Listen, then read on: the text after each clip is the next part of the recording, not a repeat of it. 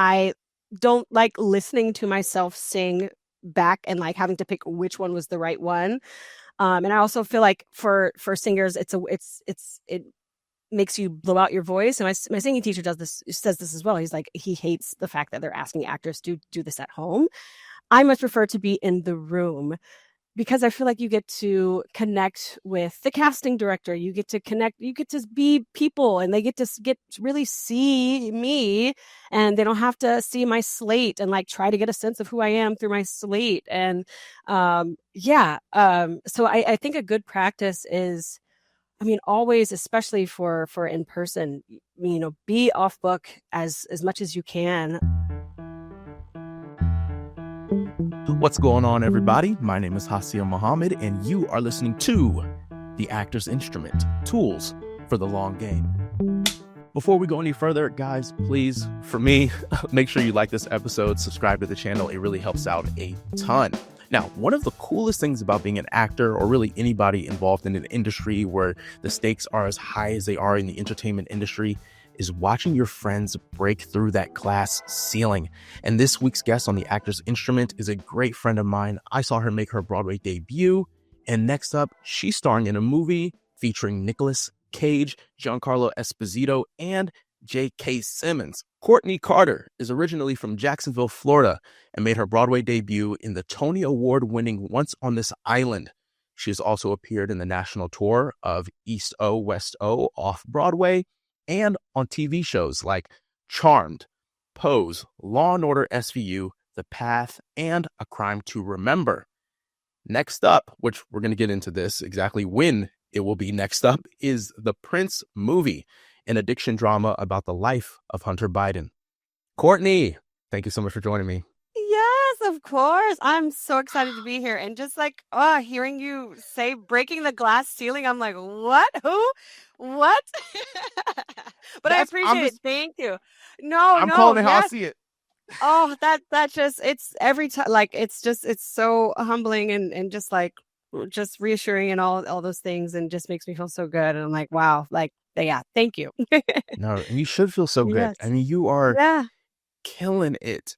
And something we talk a lot about on the show is that like everything's not always what it seems, Of course, so I'm assuming things about your life that may not be true, but what I will say is, going to school together and seeing, like, I'm not just saying this, but like in school, people in my class, we would talk about you because you guys were the upperclassmen, right? And so we're like looking up to you guys and stuff, and we would talk about you. We're like, man, Courtnee, like, she's just so freaking good and consistent. And all, like, anytime you went to see you on one of like the main stages at school, it was like, she's gonna put her foot in this. But and for the listeners, like, you weren't always in the lead roles. Nope. In fact, I'm not sure if I remember you ever having like a quote unquote like the lead of the show, maybe Drowsy. Well, not even in Drowsy. I think that was more of like, it was a supporting character. But I think my first like lead role was Carla in 9. With Luis Quintero, with Lord, I don't remember y'all doing that. Yeah. This was this senior year? It was in Catawba. Okay, bet. So, but yeah, that was the first time. That was like my biggest role. So it's not like in college you were like just running through everything and it was like, oh my God, all eyes on me.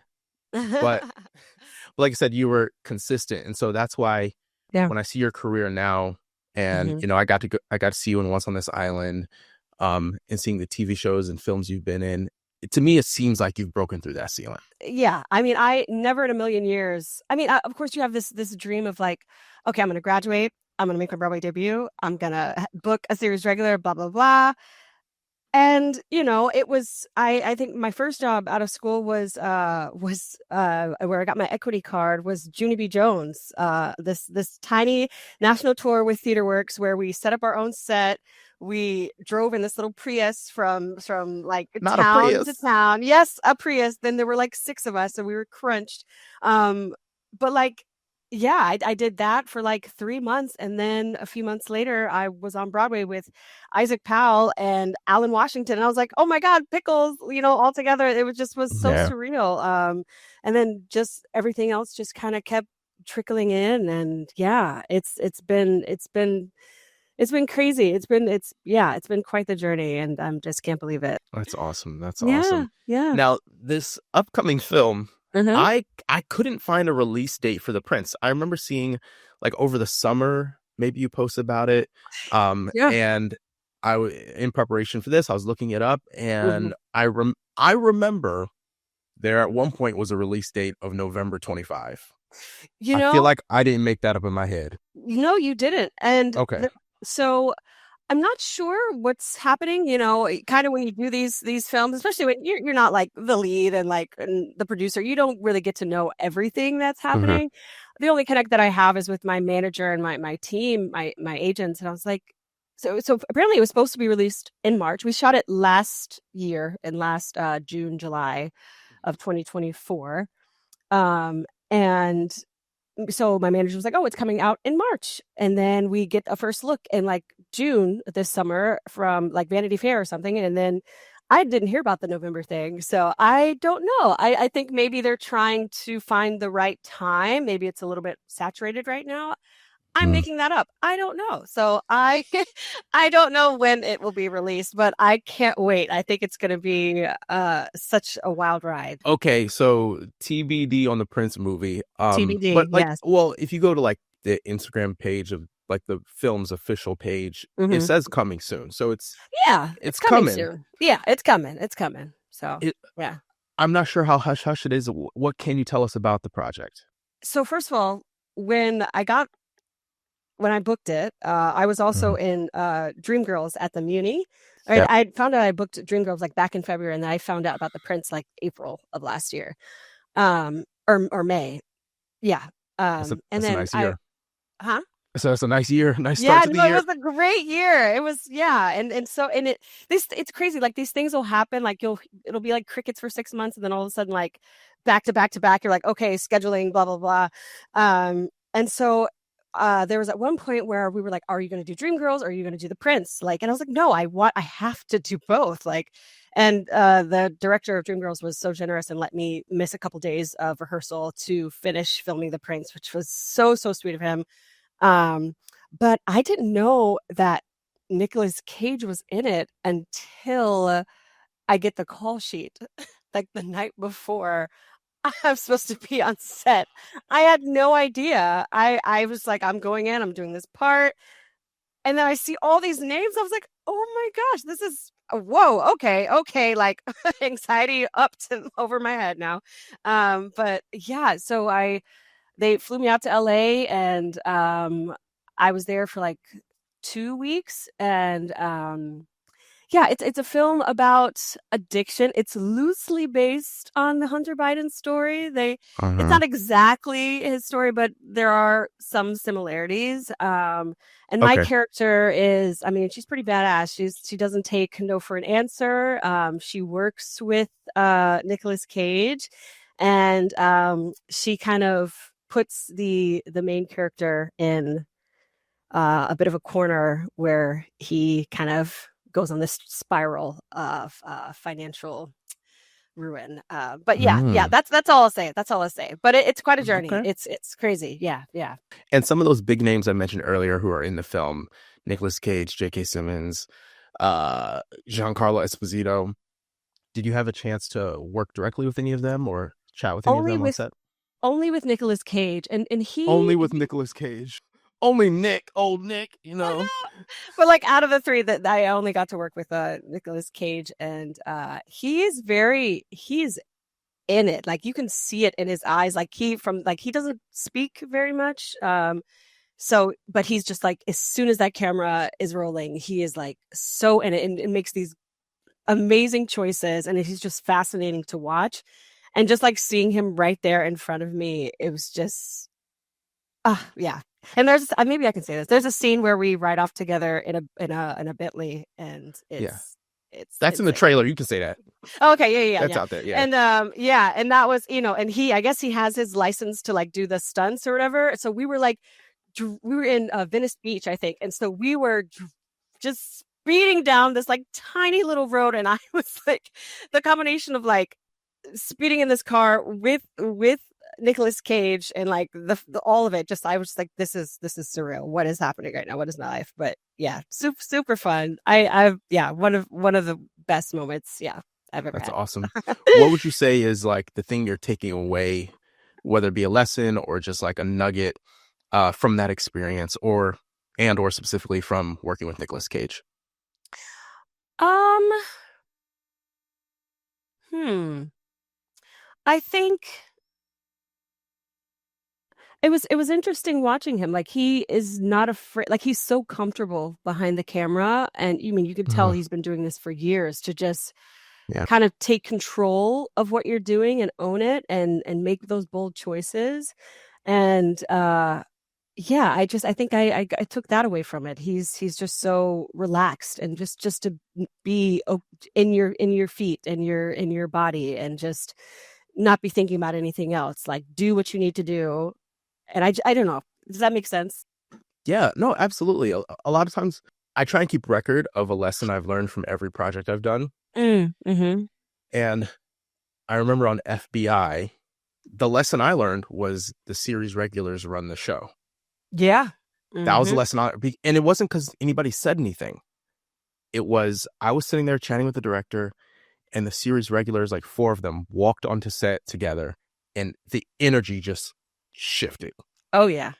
It was Mm-hmm. like the boss is here Oh yeah. all of a sudden, Mm-hmm. and you're like, oh, that's interesting, because like in theater, typically it's the director. Right.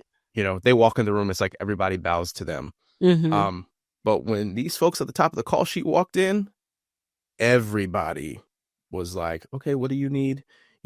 As they're rehearsing the scene, they're just rehearsing by themselves. Yeah. The director should come in and throw in a couple of tidbits here. I'm not taking away from what she did on the project. Monica Raymond was incredible. One of the Mm-hmm. best experiences I've had working with the director on set. Just throw that in there. Wow. Yeah. But there was the hierarchy was established.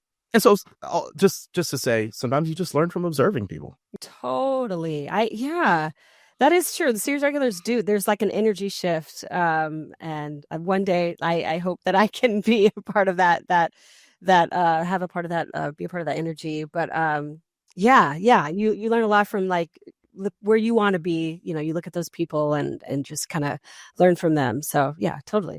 Now, we spoke about Once on This Island being one of the breakout moments in your career. You Mm-hmm. go from being packed in a Prius to Yes. performing on a Broadway stage. How did your career change after Once on This Island? Or all of a sudden, was it like bigger auditions? Were bigger agents coming your way? Was there a tangible shift for you? Yeah, so the agents that I signed with outside right out of college, they actually weren't the ones that got me the audition for Once on a Island. It was actually through Isaac Powell, who I give everything to him. Like, thank you so much. He like was like, the one of the swings is leaving. What is your email? I'm taking your email to Craig Burns from Telsey, and Let's we're go. getting you this audition. And then like it sent it Tuesday. Thursday I had the audition. Friday was the final callback, and I found out I got it Monday, which is insane because usually it takes Whoa. so much longer. Yeah, it was like boom, boom, boom, and you start rehearsals Tuesday. So like it was insane. So I knew that I was going to have Team Moon dates for like a week because Haley was going out of town. And so I talked to Craig Burns. I was like, I want to invite, because I was looking for a new representation. So I reached out to Craig Burns, and he invited KMR, and they were interested, and I met with them, and they started immediately like sending me out for all kinds of auditions. And then I Mhm. booked the national tour for Team Moon. And then from there, when was that? Oh, the national tour was in 2019, right before 19? the pandemic. Yeah. Yeah. So during the pandemic, of course, things slowed down. I was still auditioning here and there, just a little bit. But yeah. But then I then out of the pandemic, the first thing that I booked was what was it? The Anything's Possible, the Billy Porter movie. And I think after that is when things really started to kind of elevate for me. That's kind of how it kind of jump started a lot of things for me. And also I've worked with Michael Arden twice now, and and he's just a joy to work with, Mhm. and one of the greatest directors out there. He's so humble, and he kind of starts every audition, not audition, every rehearsal process with, I don't know what I'm doing. Mm. Call me out. Tell me, what you need. We're in this together. And we always start the day in a circle, like, and check in with everyone, like, how are we doing? Not as just like the actor. I mean, not as just like the performer, but like as the person, the actor, whatever. And he just creates this such a safe space that kind of reminded me of UNCSA. And I think that's why we connect so much. And he's Mhm. also a Libra, and just everything. He's wonderful. I could go on and on. So, but yeah. That's Yeah. amazing. Sounds like a really Hmm. awesome room to be in. Yes, yes. Now, I want to take a step back, your origin story, as it were. So we went to undergrad together at UNCSA, but you were a transfer. I was. Yes. So you were Hmm. initially, I don't know what school you started at. Yeah. So I was just going to a community college in Jacksonville, Florida. What's it called? FSCJ, Florida State College of Jacksonville. Okay, Uh, so you went yeah. from you went from a community college in Yes. Jacksonville, Florida, Yes. to one of Hmm. the best acting programs in the world. Take us through, how did that happen? I went to an arts middle school and arts high school, Douglas Harrison School of the Arts, shout out to them, and La Villa Middle School of the Arts, shout out to them as well, in Jacksonville, Florida. Hmm. Um, and I had heard about UNCSA, and I actually auditioned and didn't get in. I made the wait list. Yeah, I made the wait list, and then I auditioned again and made it. And I remember Bob Francisconi asked me, he was like, "Well, what have you learned? From?" He goes, "I remember you from last audition season, and you're back. What have you learned from then to now?" Because I mean, I was at the community college. I was not taking. I took an acting class, but it wasn't what it wasn't feeding me. It was, it was fun, but I needed more. Uh-huh. But I was just really taking like prerequisites, getting those out of the way. Sure.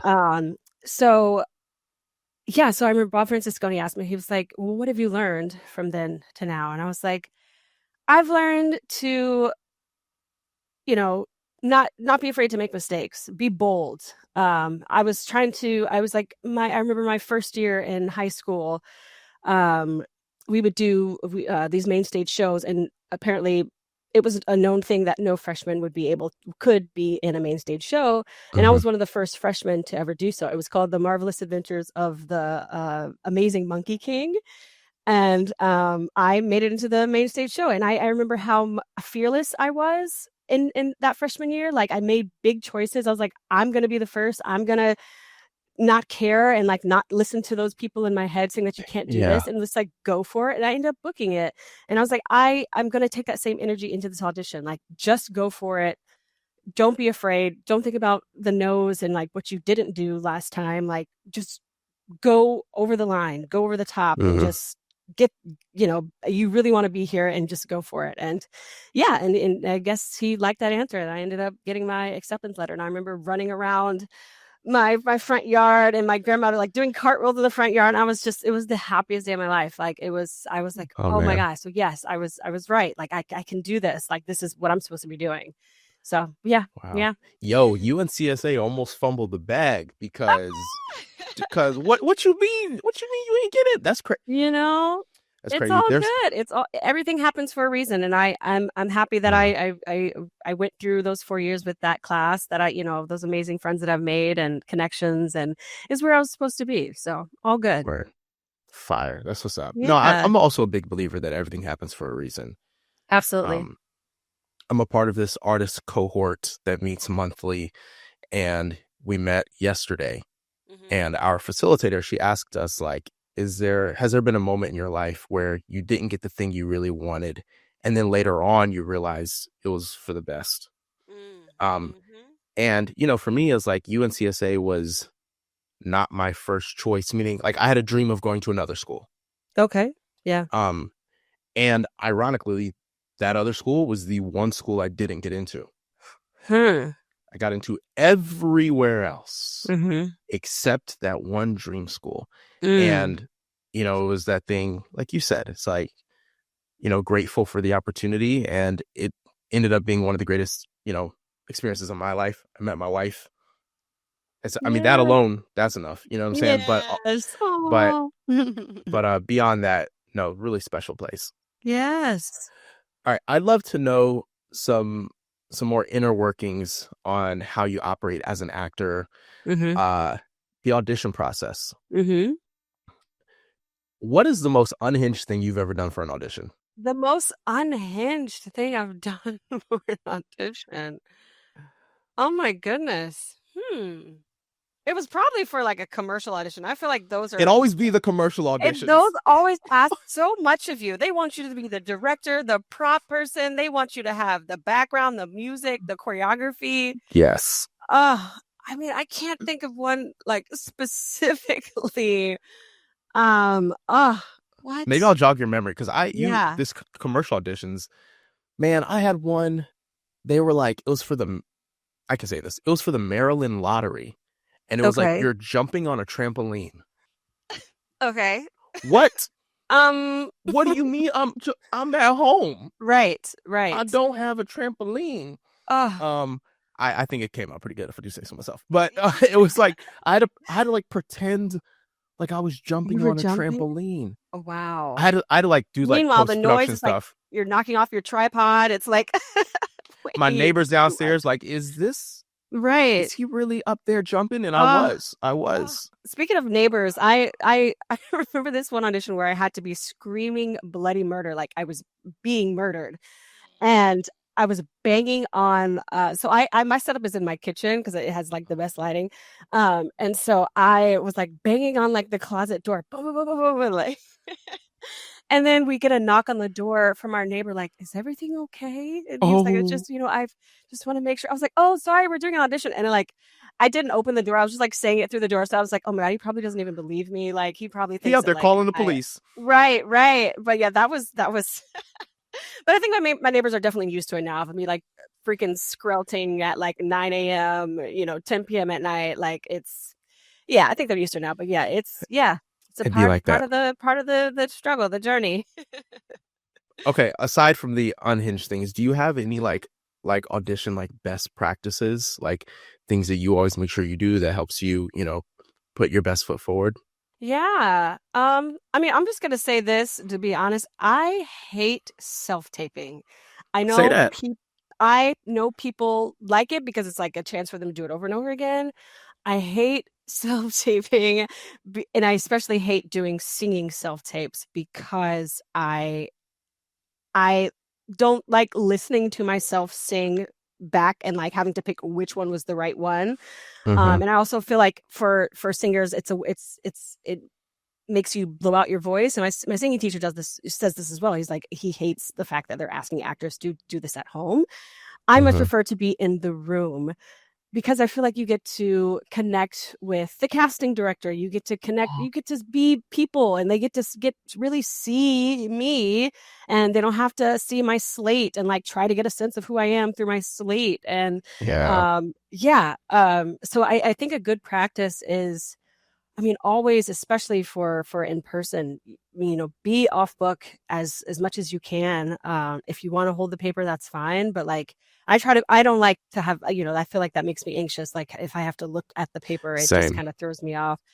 And I learned this like breathing exercise from, I forget who it was, an actress. I forget, but you kind of just take your fingers like this. Wait, I'm doing it wrong. So you take your thumb, the ring finger and your thumb finger, and you breathe in like you plug one nostril and you breathe in through that other nostril. You hold it and then you take the other finger and you plug that one and then you release the air out of the other nose. And I find that it relaxes me so much. It kind of centers me Huh. and it gets rid of all like the anxiety, the like stress or whatever. Just right before I go into the room, I will find a moment to do that breathing exercise. And Huh. it just feels like a nice breeze of a like cleansing breeze. It's so nice. So yeah, I feel like that's something I do consistently, especially for in person. I don't know why I don't do it for self tapes. It could work for that as well, but for in person, I feel like it's a little bit more anxiety ridden. Yeah.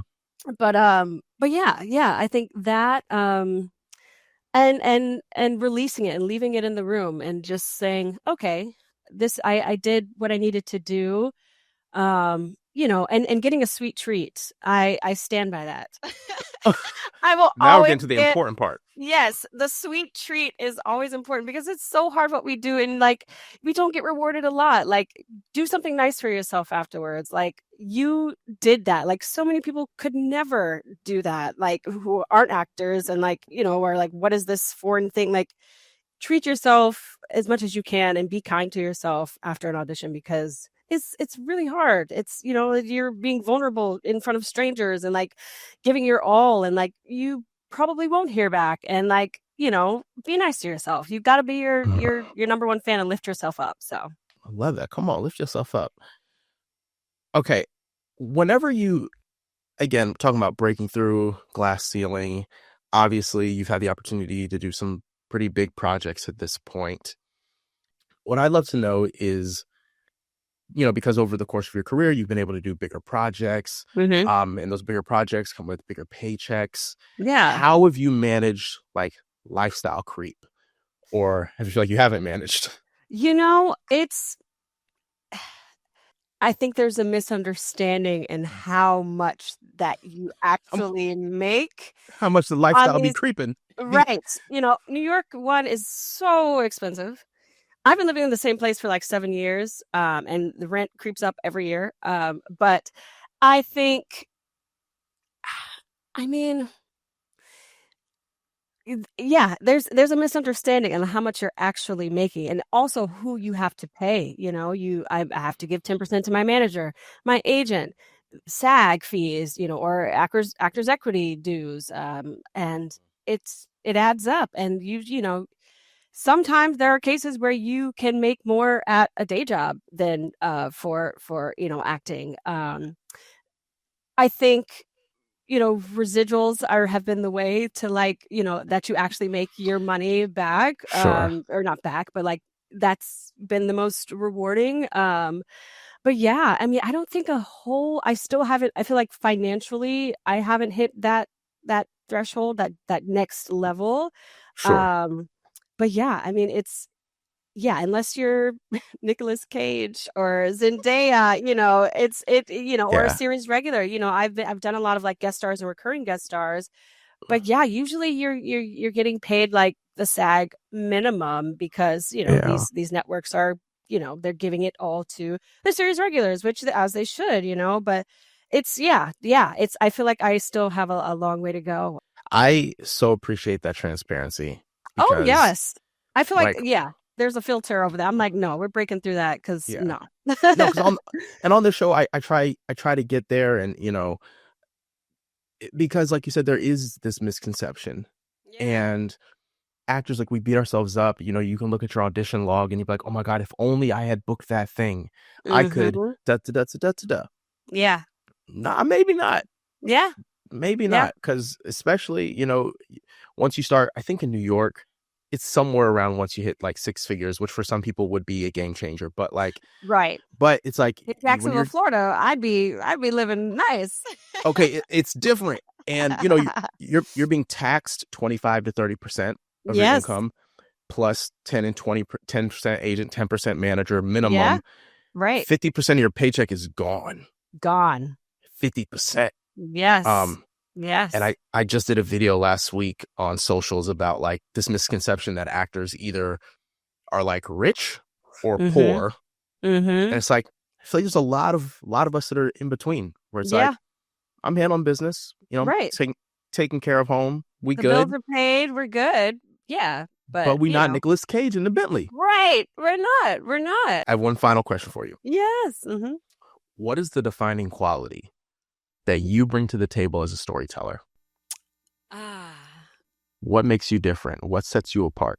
My heart, my dedication. I feel like I am a great listener. I love to put my ego aside and learn. I take every experience as a learning experience and a chance to get better.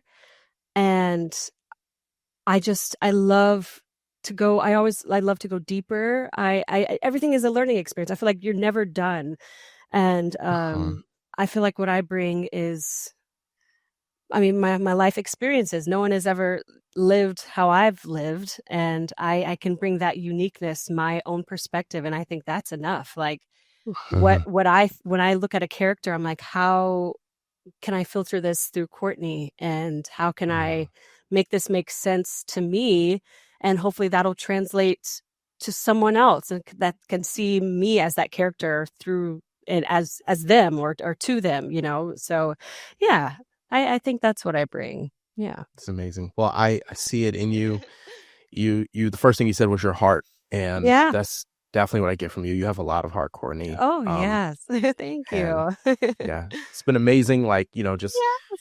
knowing you over the years and being able to watch your journey. You're truly, truly an inspiration, and I can't thank you enough Oh. for coming onto the show.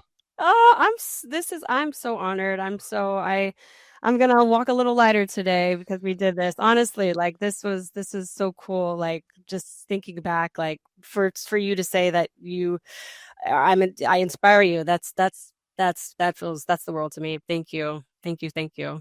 All right, folks, if you enjoyed this conversation with Courtney, then you'll love a recent interview I did with Dexter McKinney. So be sure to check that out. Before you go, make sure to like this episode, subscribe to the channel, or give us a follow wherever you're streaming. Major shout out to our co-producers and distributors over at Next Chapter Podcasts. And we'll be back next Tuesday with another episode of The Actor's Instrument. Until next time, y'all. Peace.